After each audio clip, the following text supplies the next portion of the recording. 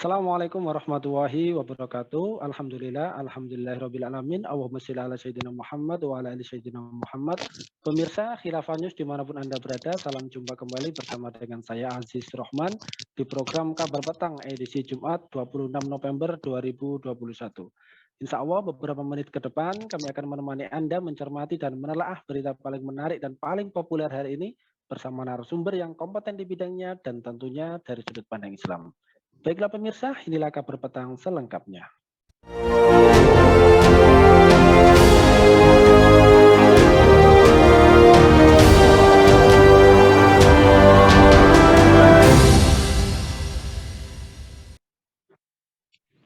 Pemirsa, Komisi Fatwa Majelis Ulama Indonesia (MUI) menolak pandangan sengaja mengaburkan makna jihad bukan bagian dari Islam.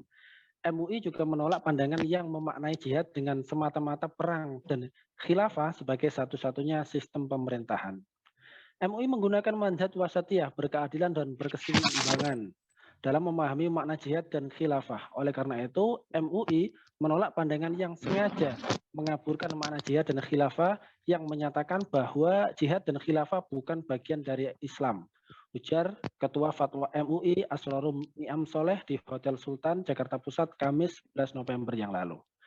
MUI memandang jihad merupakan salah satu inti ajaran Islam dalam meninggikan kalimat Allah. Maksud kami, jihad merupakan salah satu inti ajaran dalam Islam guna meninggikan kalimat Allah. Hal itu telah difatwakan oleh MUI. Nah, pemirsa, bagaimanakah seharusnya sikap umat merespon fatwa Majelis Ulama Indonesia tersebut? Bagaimanakah khilafah menurut ulama aswaja dan betulkah khilafah bukan satu-satunya sistem yang diakui dalam Islam? Untuk membahasnya kami telah terhubung dengan Ustadz Lutfi Hidayat dari Tabayun Center. Kita sapa dulu beliau. Assalamualaikum warahmatullahi wabarakatuh, Ustadz Lutfi.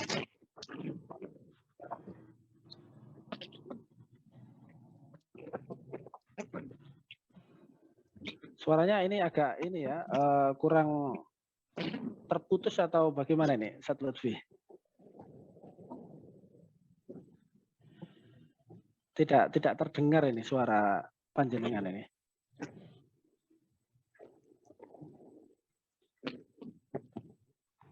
Ya, sebentar ya pemirsa, ini tampaknya ada sedikit gangguan audio di tempat Ustadz Lutfi Hidayat sini.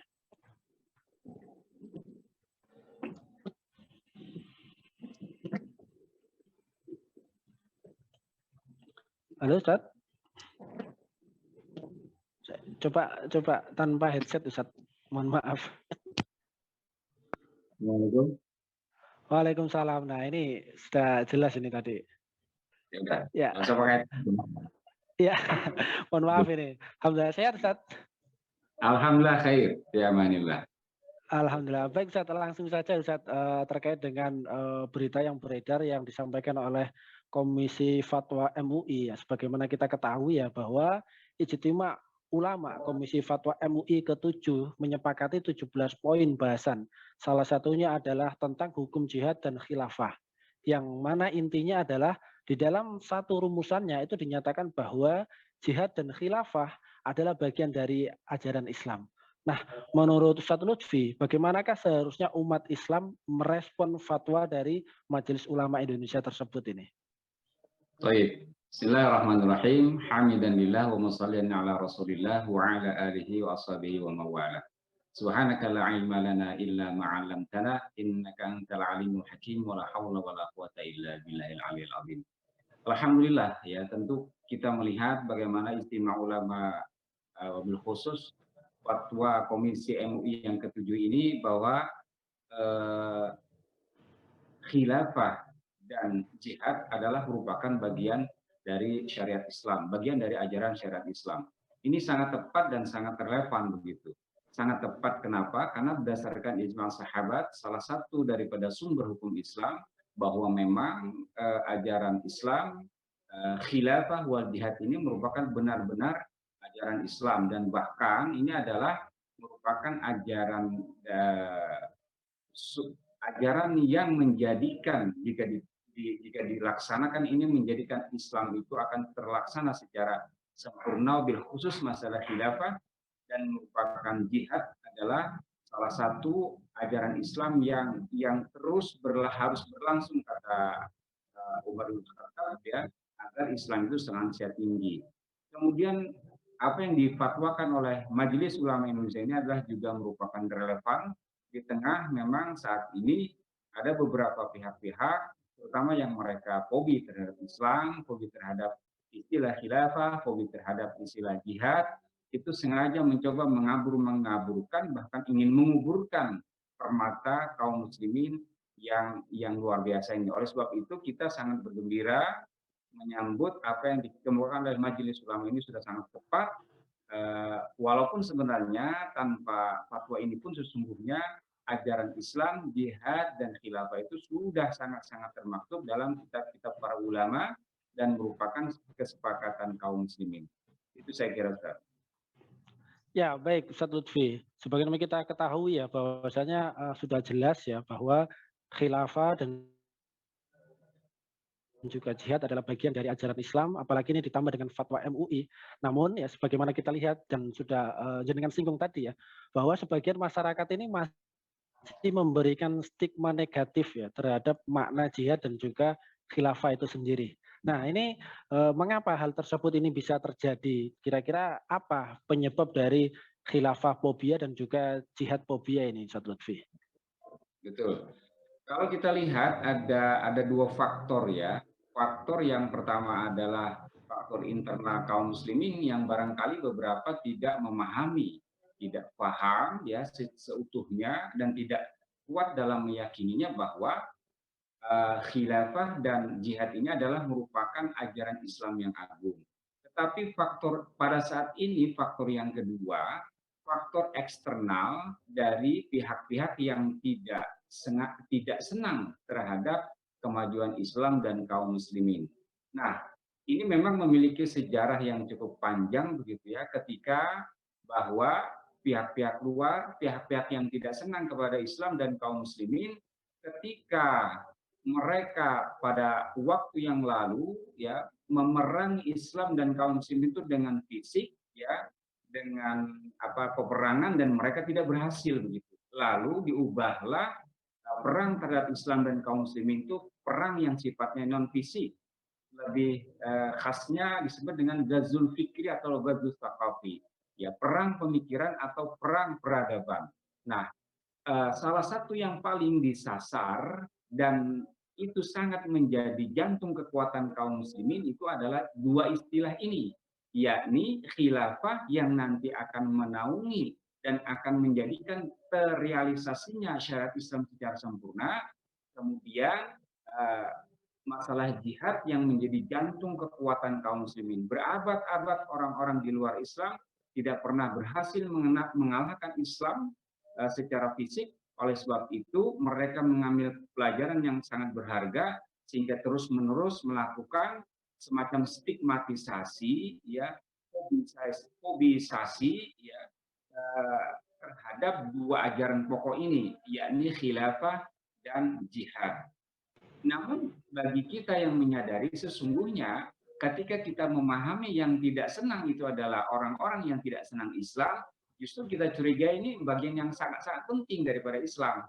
Oleh sebab itu, ya satu sisi biarlah ya orang-orang yang membenci itu terus menggonggong begitu, tapi terus dengan izin Allah kita menyuarakan mutiara Islam, eh, yakni ajaran Islam berupa khilafah dan jihad ini. Jadi memang ada faktor eksternal yang terus-menerus untuk memfobikan ya terhadap Islam secara keseluruhan, mobil khusus terhadap masalah jihad dan masalah khilafah ini. Baik Ustadz, dan jadi berarti karena ada faktor eksternal dan juga dari faktor internal ya, yang kemudian sebagian dari kaum muslimin menganggap khilafah sebagai sesuatu yang ancaman atau khilafah fobia. Namun begitu, jika kita melihat dari pendapat para ulama ini, Ustadz Lutfi ya, bagaimanakah pendapat para ulama, khususnya para ulama Ahlus Sunnah wal Jamaah terkait ajaran Islam khilafah ini sendiri nih, Ustadz Lutfi? Betul, ya. Ulama Ahlus Sunnah wal Jamaah atau Aswaja itu sesungguhnya mereka telah lama bersepakat bahwa khilafah adalah kewajiban syariat. Ya, dengan kata lain, kewajiban menegakkan khilafah telah menjadi ijma' ulama aswaja ahlussunnah wal jamaah.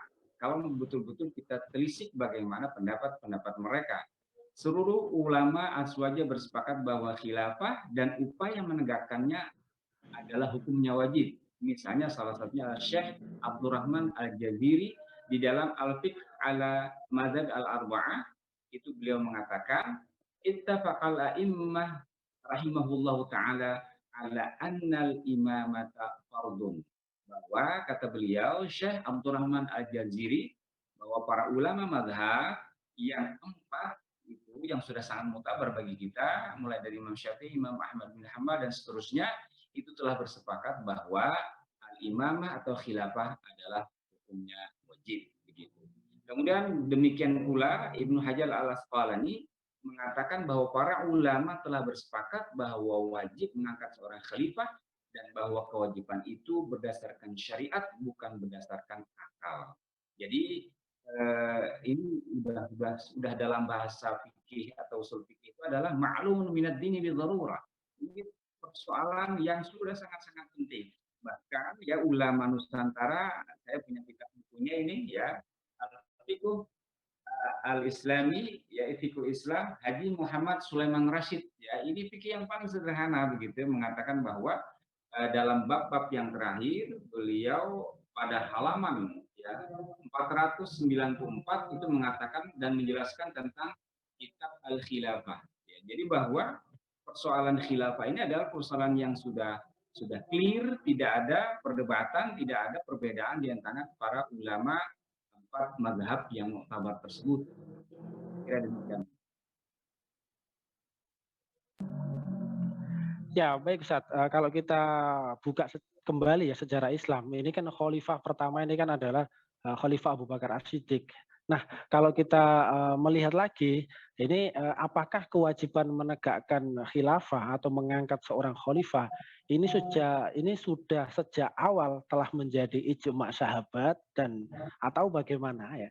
Kemudian bagaimana hukumnya jika kaum muslimin ini menolak ijma' sahabat? Kalau para sahabat dulu sepeninggal Rasulullah, para sahabat kan berijma' untuk kemudian mengangkat Abu Bakar sebagai seorang khalifah. Nah, ini kaum muslimin sekarang ini yang kalau menolak ijma' sahabat ya untuk mengangkatkan atau menegakkan khilafah, ini bagaimana nih hukumnya? Betul. Ya, jadi kadang-kadang ya, padahal sebenarnya antara dalil-dalil ya, sumber-sumber hukum Islam, Al-Quran, As-Sunnah dan ijma'u sahabat itu sebenarnya tidak boleh kita beda-bedakan. Ya, semuanya merupakan sumber hukum Islam yang wajib kita taati. Tidak ada perbedaan di antara hal-hal tersebut.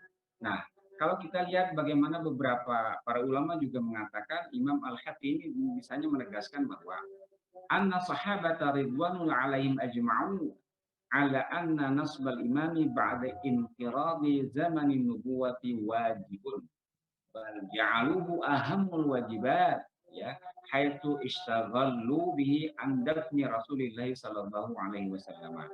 Sungguh para sahabat, semoga Allah meridai mereka, telah bersepakat bahwa mengangkat seorang imam atau khalifah setelah zaman kenabian berakhir adalah wajib.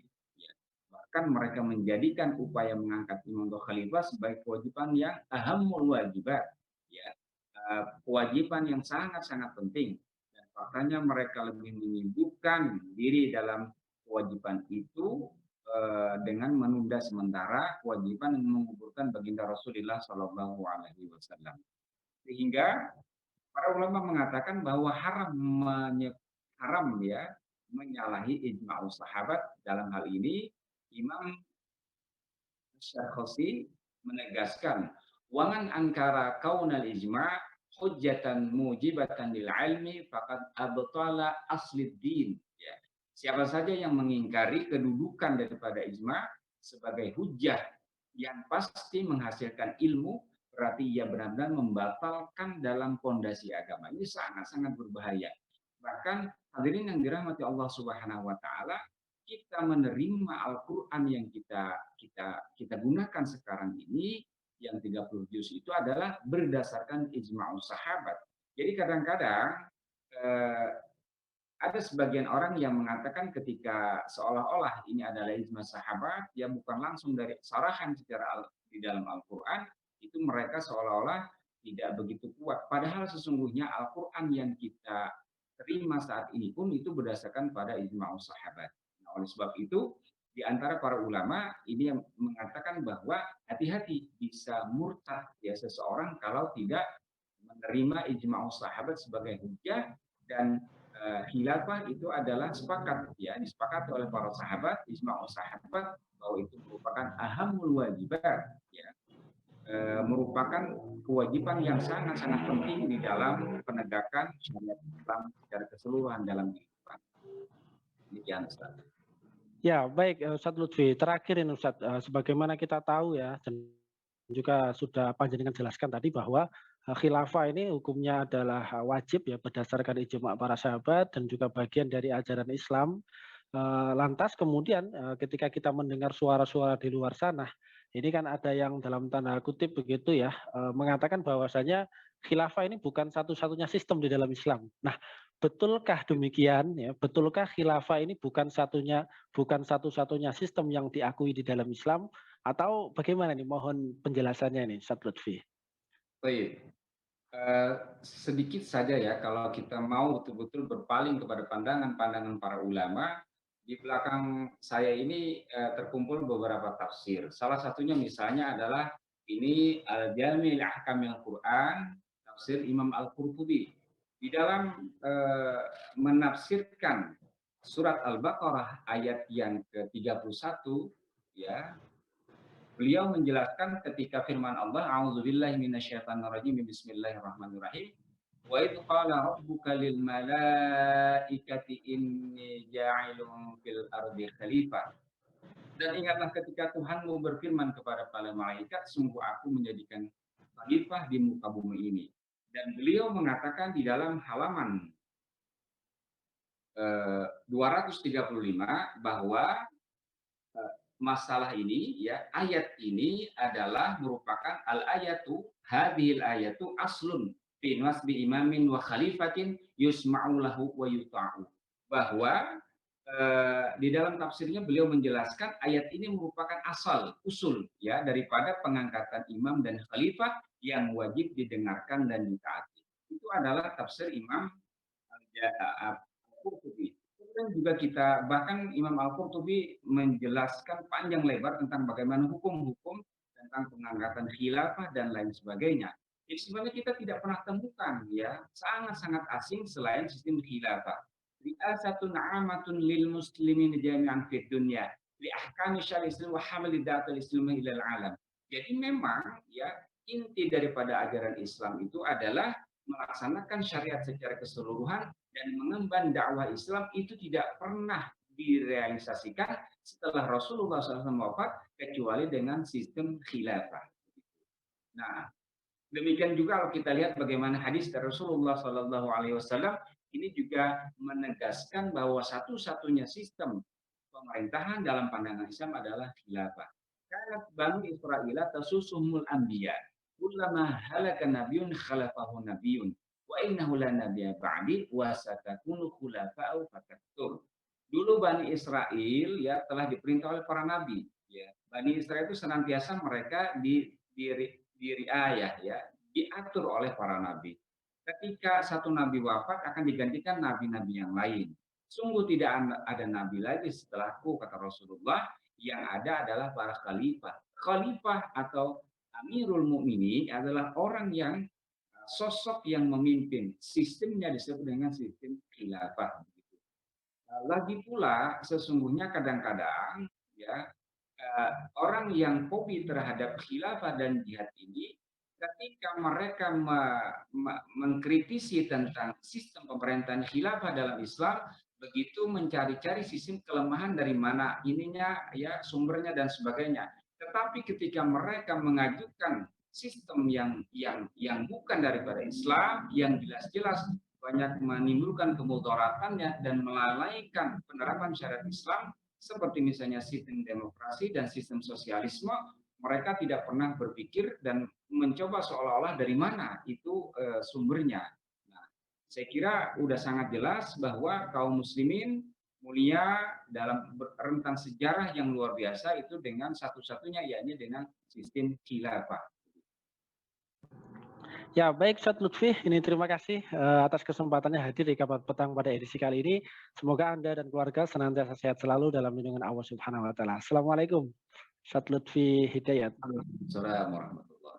Baik pemirsa, demikianlah Kabar Petang pada edisi kali ini. Semoga Anda mendapatkan banyak manfaat dari acara kami. Sampai berjumpa lagi besok di jam dan channel yang sama. Jangan lupa like, comment, share, subscribe, serta klik tekan tombol loncengnya agar tidak ketinggalan update terbaru dari Khilafah News.